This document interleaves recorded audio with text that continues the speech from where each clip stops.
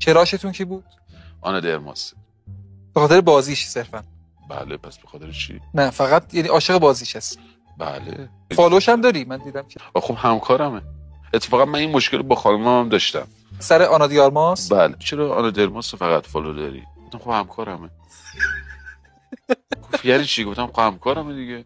حالا یه کشور دیگه است، توی کشور غریبه تفلک. آره خب همکارمه دیگه. چیه دیگه؟ قاعدتاً به هالیوود نخواهم رفت، نه به عنوان اعتراضا، رام نمیدم چون زبانشون رو بلد نیستم. پس هالیوود نخواهم رفت، پس با هم دیگه هم همبازی نخواهیم شد، پس دلشوره‌ای هم تو نخواهی داشت.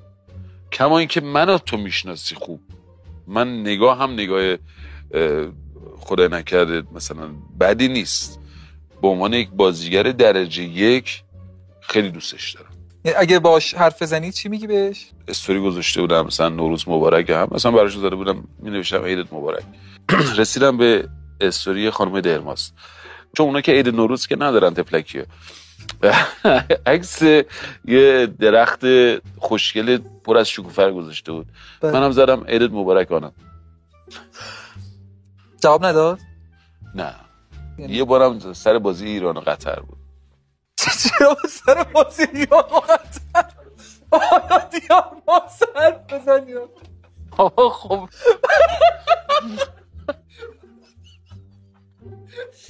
یه بارم سر بازی ایران و قطر عادی.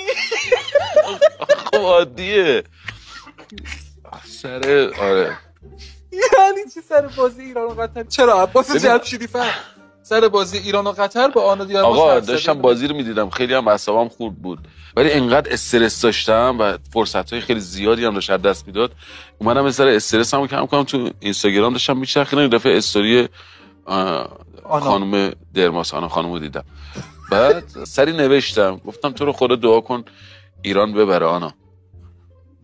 همین. این آخرین دایرکتم بود بهشون. ایشون نخوندن اصلا پیام شما؟ نه دیگه، خب فارسی هم نوشته بودم. خب 3 تا فیلم آنا دیارماس رو بگو. به خدا نمیدونم. مگه نمیگی بازیشو دوست دارم؟ چرا یه فیلمشو میدونم که کدوم نقشش برات خیلی موندگار شد تو ذهنت؟ همون نقشی رو عکسم از بازیش خوشت اومد ها؟ خودش آخر